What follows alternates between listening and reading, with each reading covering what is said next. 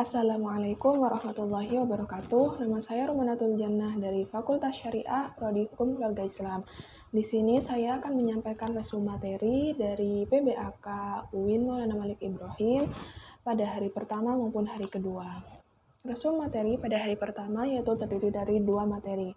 Materi yang pertama yaitu dari Profesor Dr. Umi Sumbulah MAG, di mana materi tersebut berisi UIN Maulana Malik Ibrahim Malang memiliki 7 fakultas, di antaranya Fakultas Tarbiyah atau Ilmu Keguruan, di mana fakultas ini merupakan fakultas yang paling tua. Selanjutnya Fakultas Syariah, Fakultas Ekonomi, Fakultas Psikologi, Fakultas Saintek, Fakultas Humaniora, dan Fakultas Kedokteran atau Ilmu Kesehatan. Adapun jalur penerimaan mahasiswa baru UIN Maulana Malik Ibrahim Malang diantaranya melalui jalur SNMPTN, SEPAN PTKIN, SBMPTN, dan UMPTKIN, serta Mandiri Prestasi dan Mandiri Tulis. Berdasarkan rencana pengembangan dan rencana strategis, UIN berada di International Reformation dan Interreputation. UIN Malang memiliki 500 mahasiswa asing dari 34 negara. UIN Malang juga mendesain kurikulum berwawasan internasional, juga memperbanyak program studi yang tersertifikasi internasional. Pada tahun 2020, sebanyak 47 program studi telah mendapatkan Audi E. 47 mendapatkan predikat unggul dan predikat A, B, serta baik. Upaya internasionalisasi kampus atau UIN Maulana Malik Ibrahim yaitu dengan cara mendorong dosen atau mahasiswa untuk melakukan publikasi hasil riset di dalam jurnal atau internasional reputasi. Mahasiswa nanti akan melakukan riset untuk kompetisi nasional ataupun internasional maupun melakukan riset untuk tugas akhir yang nantinya riset tersebut wajib untuk dipublish. Kelebihan menyelenggarakan pendidikan integrasi yaitu Ma'had Al-Jami'ah sebagai pusat pengembangan karakter ulul albab, di mana ada 2 pilar dari 4 pilar ulul albab, yaitu kedalaman spiritual, keagungan akhlak, keluasan ilmu, dan kematangan proses. 4 pilar dibentuk melalui pendidikan di Ma'had. Di UIN Maulana Malik Ibrahim juga terdapat Rumah Tahfidz atau HTQ, Hay'atut Tahfidzil Quran, yang dimana jika ada mahasiswa ingin melanjutkan hafalan atau yang ingin menjadi tahfidz, rumah moderasi beragama yang akan mendidik mahasiswa unggul, moderat, toleran, menjunjung prinsip dan memiliki keberagaman dan nilai-nilai keberagaman dan memiliki jati diri keislaman yang kuat, di mana mahasiswa tersebut memiliki komitmen kebangsaan yang kokoh, cinta budaya, keragaman negara yang menjadi aset kekayaan bangsa, terutama untuk menempatkan diri di tengah-tengah pada posisi yang moderat, di mana berada di tengah-tengah di antara kaum ideologi radikalisme kanan dan ideologi radikalisme kiri. UIN harus menjadi corong bagi perkembangan mahasiswa agar menjadi generasi muslim moderat yang merupakan amanah dari Kementerian Agama. Tidak hanya Ma'had Al-Jami'ah, UIN Maulana Malik Ibrahim juga memiliki perpus di mana terdapat ribuan e-book, ribuan e-jurnal, dan masih banyak lagi. Begitu juga dengan akademik di UIN Maulana Malik Ibrahim, yaitu proses pendidikan dan pembelajaran berlangsung 8 semester, 150 sampai 160 SKS, penelitian, skripsi, tugas akhir maupun yang lain. Di mana juga ada PKL, praktek kerja lapangan, dan ada juga KKM, ada juga ujian komprehensif, ujian skripsi, dan sampai wisuda. Kurikulum yang sesuai dengan kompetensi masing-masing prodi. Mata kuliah fakultas merupakan ciri khas fakultas, mata kuliah prodi, ciri khas prodi dalam fakultas sama atau berbeda. Nantinya ketika mahasiswa UIN sudah lulus dari universitas ini, diharapkan tidak hanya memiliki prestasi akademik, namun juga memiliki pengalaman aktif di organisasi, dan memiliki kompetensi dan keterampilan dalam berorganisasi. Sistem akademik di UIN Maulana Malik Ibrahim yaitu di mana mahasiswa baru memiliki mata kuliah yang sudah diprogramkan secara otomatis oleh bagian akademik. Namun pada semester 2 selanjutnya seluruh mahasiswa harus menentukan mata kuliah sendiri. Di mana di akhir semester nantinya akan ada UAS, di pertengahan semester akan ada UTS, dan pembelajaran akan dimulai pada 6 September dan berakhir pada akhir Desember. Materi yang kedua yaitu oleh Dr. Haji Ilvi Nurdiana, SAG MSI, di mana beliau mengatakan pemimpin yang baik yaitu tidak hanya merangkai kata-kata namun mampu melaksanakan apa yang dia katakan.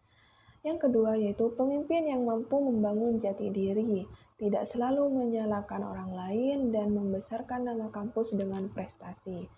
Visi dan misi UIN yaitu terwujudnya pendidikan tinggi yang berintegrasi yang memadukan Islam dan sains. Misinya diantaranya yaitu mencetak sarjana yang berkarakter ulul albab, serta menghasilkan karya sains dan teknologi yang relevan dan bereputasi internasional. Apa sih kelebihan kampus UIN itu? Kampus UIN Maulana Malik Ibrahim Malang ini memiliki berbagai kelebihan, diantaranya akreditasi institusi 2 kali A, di mana dengan akreditasi ini kita dapat mengajukan akred internasional. Yang ketiga yaitu pengelola BLU terbaik pertama PTKIN. Yang keempat yaitu akreditasi prodi 50% A. Yang kelima yaitu peringkat 2 PTKIN versi Weibo 2019. Keenam yaitu peringkat 3 PTKIN versi Sinta. Yang ketujuh yaitu kampus terbaik dengan sistem manajemen strategi PTKIN-nya, serta kampus UIN Maulana Malik Ibrahim ini telah memiliki sertifikasi ISO. Yang kedua yaitu UIN Malang memiliki ma'had, di mana seluruh mahasiswa wajib membayar uang ma'had untuk kebutuhan santri selama di ma'had. Ma'had Al-Jami'ah wajib 1 tahun dan Ma'had Al-Ali sampai mahasiswa tersebut lulus. Yang ketiga yaitu ada pusat bahasa, baik bahasa Arab maupun bahasa Inggris, di mana mahasiswa akan mendapatkan materi ini pada 1 tahun pertama di ma'had. Yang keempat yaitu HTQ, yaitu Hay'atut Tahfidil Quran, di mana dari seluruh fasilitas yang disediakan oleh kampus sudah selayaknya membutuhkan biaya yang besar. Profil lulusan ma'had diantaranya angkatan pertama telah berhasil membuat sebuah karya yaitu Syarah Fathul Qorib yang terdapat ayat plus hadis di dalamnya, serta fikih arba'ah pada angkatan yang kedua. Pusat bahasa pembelajaran via YouTube, di mana pada tahun ini akan diadakan online tes di mana mahasiswa harus memiliki TOEFL dan TOEFL.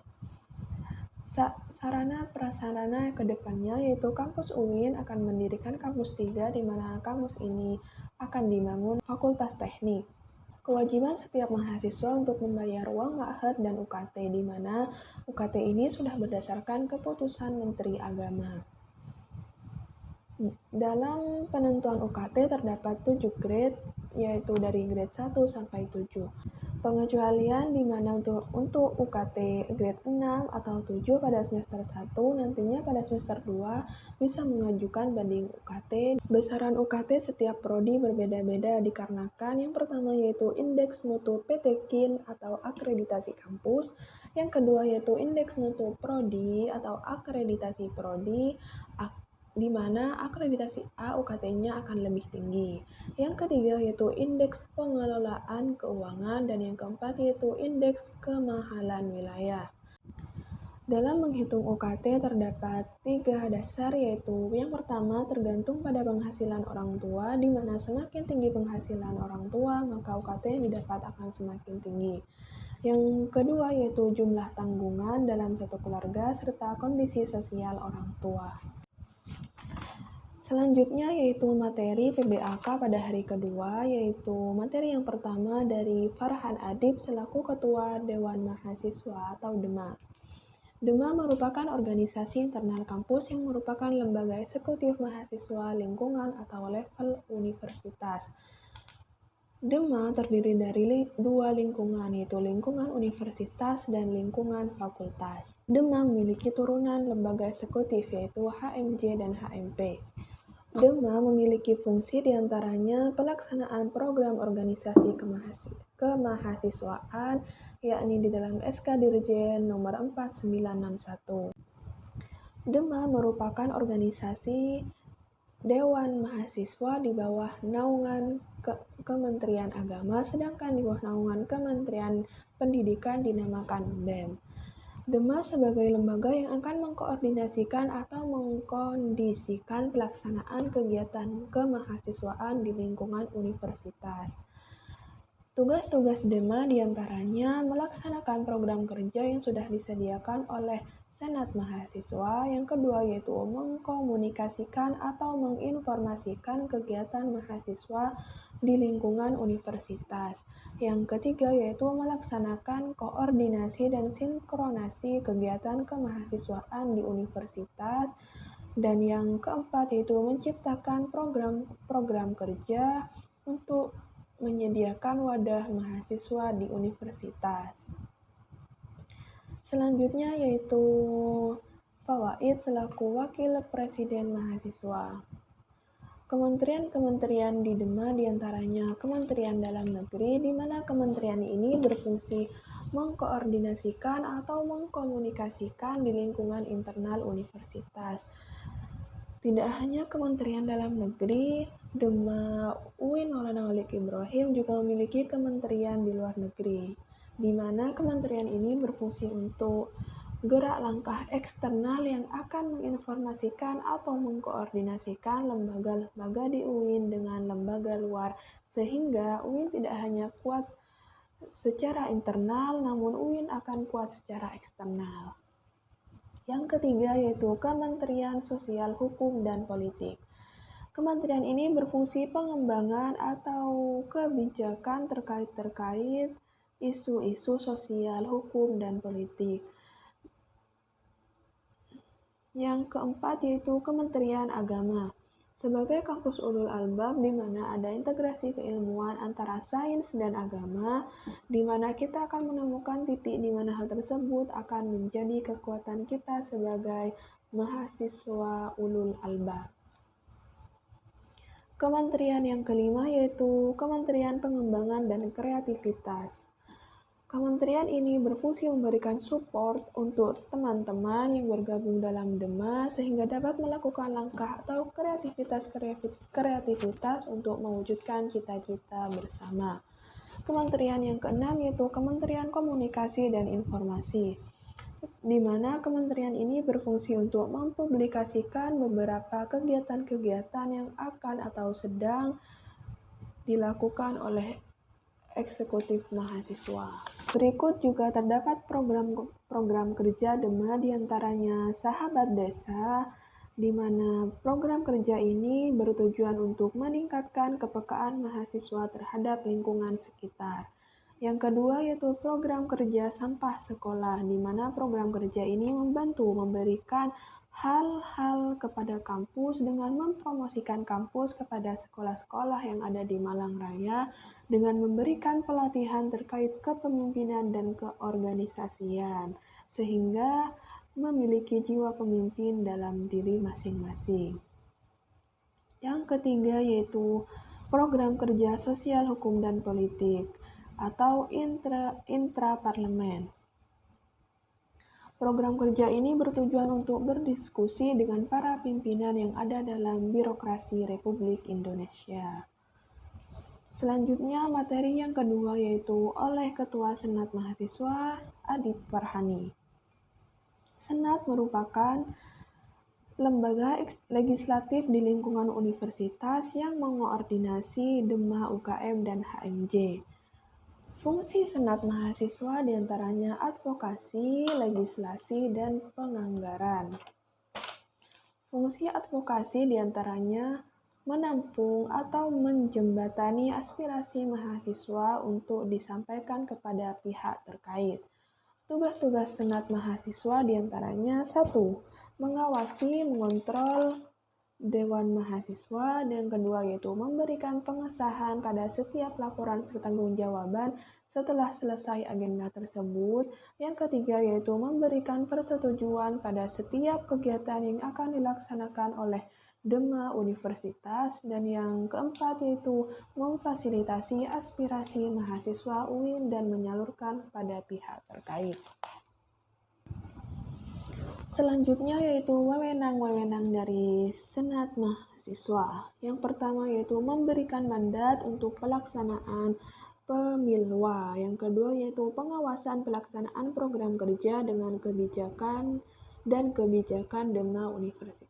Yang ketiga yaitu memberikan mandat untuk pelaksanaan pemilwa. Yang keempat yaitu mengawasi pelaksanaan hasil-hasil sidang Senat Mahasiswa Universitas. Yang kelima yaitu menampung dan mempertimbangkan segala aspirasi mahasiswa. Senat Mahasiswa juga memiliki komisi-komisi yang membantu dalam melaksanakan tugas, diantaranya Komisi A, yaitu Komisi Advokasi dan Hukum, Komisi B, yaitu Komisi Organisasi dan Kemahasiswaan, Komisi C, yaitu Komisi Administrasi dan Keuangan, Komisi D, Komisi Informasi dan Komunikasi. Komisi A memiliki tugas mengadvokasi seluruh mahasiswa ketika memiliki aspirasi, baik itu berupa masalah perkuliahan, masalah UKT, ataupun masalah fasilitas. Komisi B, yaitu Komisi Organisasi dan Kemahasiswaan, memiliki fungsi mengawal teman-teman Ormawa UIN. Komisi C, Komisi Administrasi dan Keuangan, memiliki fungsi pembuatan peraturan organisasi, baik berupa peraturan format atau LPJ. Dan komisi keempat yaitu Komisi D, merupakan Komisi Informasi dan Komunikasi, di mana komisi ini memiliki tugas yaitu menyediakan alat-alat komunikasi atau kerja-kerja senat di Universitas Islam Negeri Maulana Malik Ibrahim Malang. Selanjutnya materi ketiga, yaitu materi ketiga ini berisi tentang macam-macam unit kegiatan mahasiswa. Unit kegiatan mahasiswa yang pertama yaitu Menwa atau Resimen Mahasiswa. Resimen mahasiswa ini, sejarah Menwa ini diawali dengan pembentukannya oleh Jenderal A.H. Nasution tahun 1959 di Jawa Barat. Warna ungu merupakan warna baret yang memiliki makna mulia, berpengetahuan, dan terpelajar. Menwa ini memiliki dasar Pancasila dan Undang-Undang 1945. Menwa UIN Malang bernama Satuan 811 Wira Cakti Yuda. Fungsi Menwa diantaranya melaksanakan pembinaan anggota resimen, melaksanakan pemeliharaan dan pemberdayaan, serta peningkatan kemampuan baik perorangan maupun satuan di bidang bela negara. Yang ketiga yaitu membantu TNI atau Polri dalam pelaksanaan pembinaan pertahanan dan keamanan nasional, di mana Menwa dalam lingkup provinsi bernama Mahasurya. Menwa juga memiliki prestasi-prestasi yang membanggakan, diantaranya juara 1 MHQ 5 juz, di mana pada Gebyar Qur'ani HTQ UIN Maulana Malik Ibrahim Malang pada tahun 2018. Yang kedua yaitu juara cerdas cermat pada latihan gabungan Menwa se-Jawa Timur. Yang ketiga yaitu juara 3 lempar pisau pada acara pionir 1 se-PTKIN nasional pada tahun 2019. Selanjutnya yaitu UKM Pramuka. Apa sih visi misi dari UKM Pramuka? Visi dari UKM Pramuka yaitu diantaranya menjadikan anggota Racana yang berpengetahuan luas, mandiri, berbudi pekerti, dan berpegang teguh pada kode kehormatan Pramuka, serta berlandaskan ulul albab. Misi dari UKM Pramuka ini yaitu meningkatkan kualitas pendidikan dan pelatihan serta mengembangkan minat bakat anggota Racana. Misi yang kedua yaitu membentuk anggota Racana yang berakhlakul karimah. UKM Pramuka di UIN Maulana Malik Ibrahim Malang ini terdiri dari 2 ketua, yaitu 1 ketua putri dan 1 ketua putra. Di mana pada tahun ini UKM Pramuka merencanakan untuk hanya memiliki 1 ketua. Lalu apa sih program-program kerja dari UKM Pramuka ini? Program-program kerja dari UKM Pramuka diantaranya yang pertama yaitu Anjang Sana, di mana program kerja ini dengan mengunjungi pramuka-pramuka di luar UIN. Yang kedua yaitu perkemahan wirakarya, yang ketiga yaitu temu alumni, yang keempat yaitu musyawarah pandega.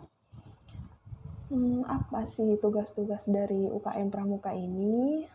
Tugas-tugas dari UKM Pramuka ini yaitu yang pertama rapat kerja, yang kedua rapat bulanan, yang ketiga rapat internal bidang, yang keempat rapat anggota, dan yang kelima rapat triwulan, dan masih banyak lagi.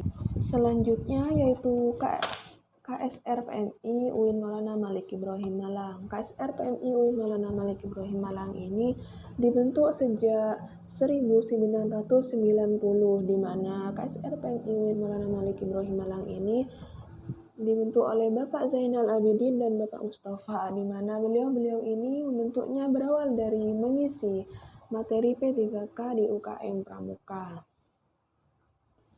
KSR PMI UIN Maulana Malik Ibrahim memiliki motto yaitu khairun nas anfa'uhum linnas. Poin yang ketiga yaitu program-program kerja pengurus inti dari KSR PMI UIN Maulana Malik Ibrahim Malang ini.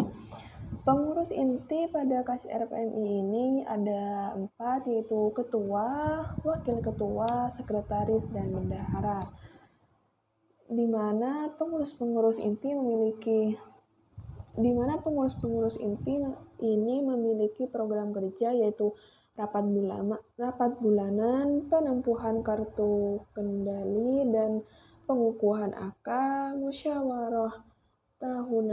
musyawarah anggota tahunan atau yang disingkat dengan Mustata, dan yang terakhir yaitu Disnatalis.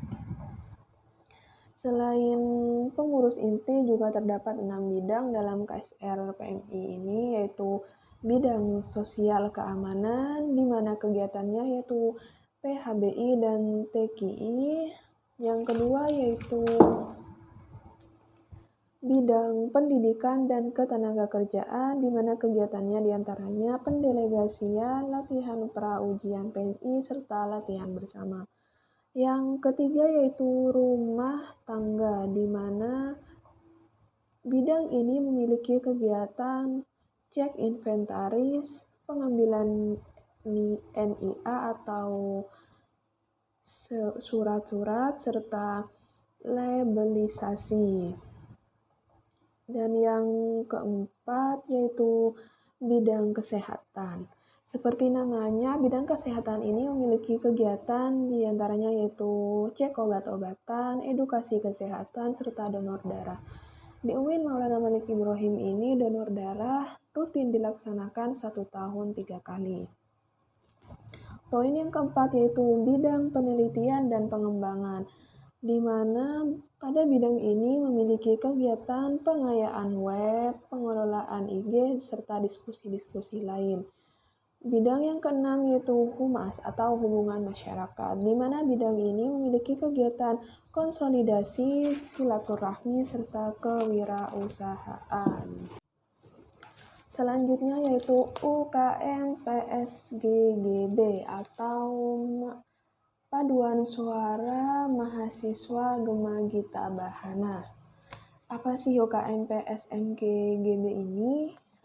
UKM PSGGB ini merupakan suatu unit kegiatan mahasiswa di Universitas Islam Negeri Maulana Malik Ibrahim Malang, di mana UKM ini berfungsi sebagai wadah untuk mengembangkan bakat-bakat atau minat dalam seni bernyanyi dan berpaduan suara. UKM ini diresmikan pada tahun 2015. PSMGGB dalam kegiatannya berupaya untuk terus mengembangkan bakat minat para anggota di bidang paduan suara, juga di mana anggota akan dilatih untuk piawai dalam berorganisasi.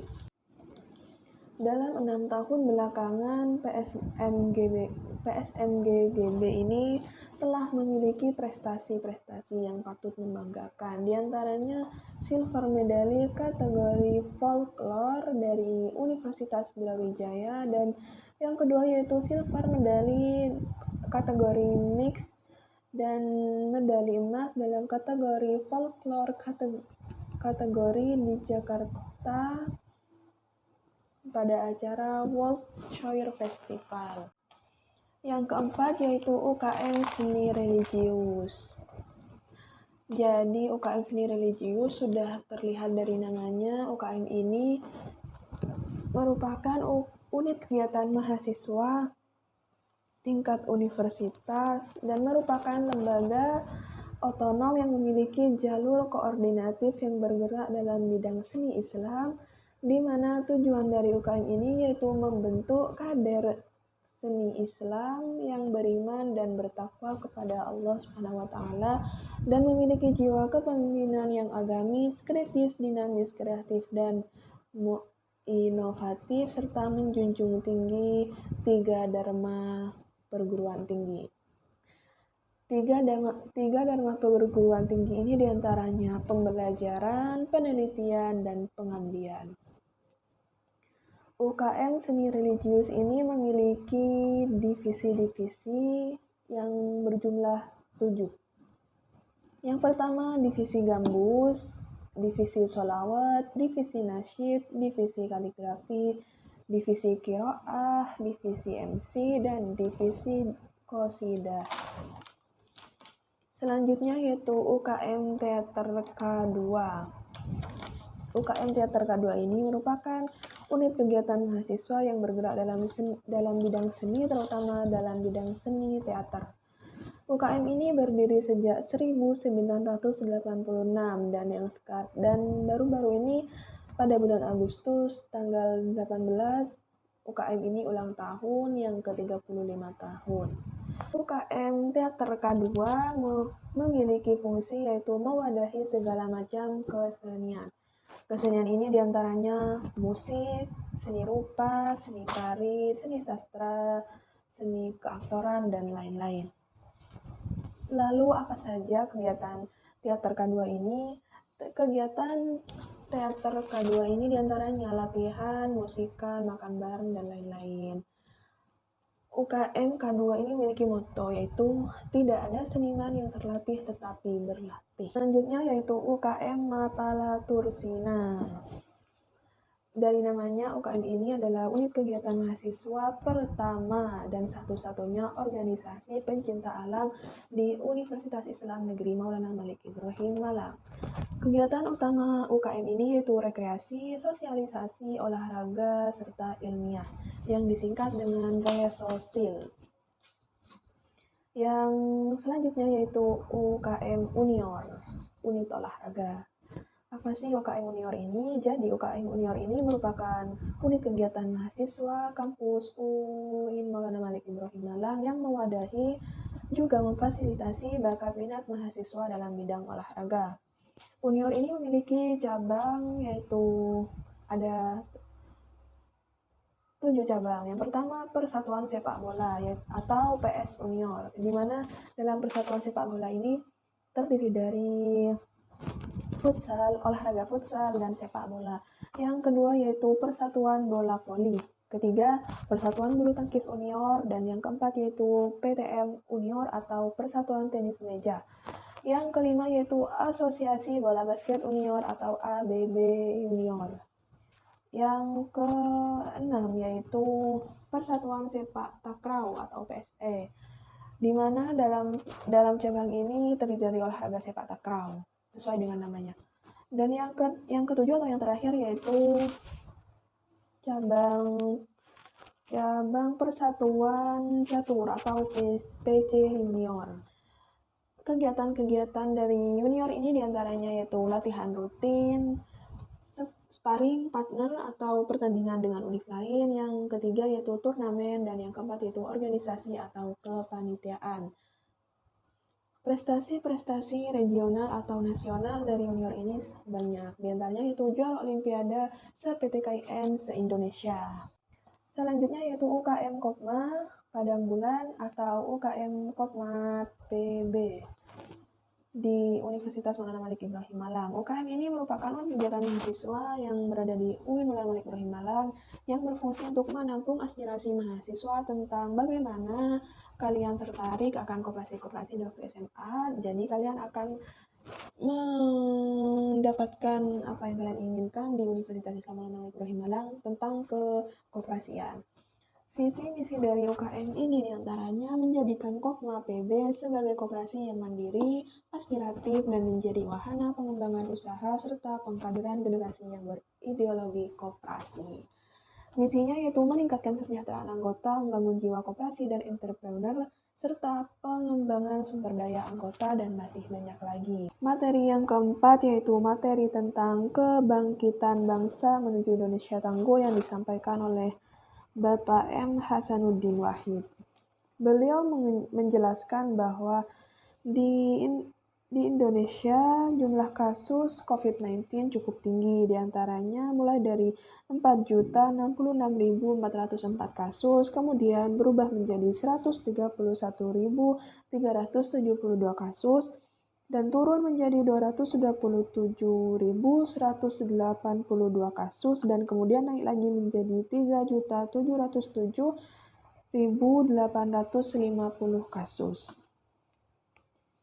Selanjutnya, beliau juga menjelaskan bahwa kunci mengendalikan pandemi ada dua, yaitu vaksinasi dipercepat untuk herd immunity, serta masyarakat yang harus tetap disiplin protokol kesehatan. Dampak-dampak dari COVID ini cukup banyak, diantaranya dalam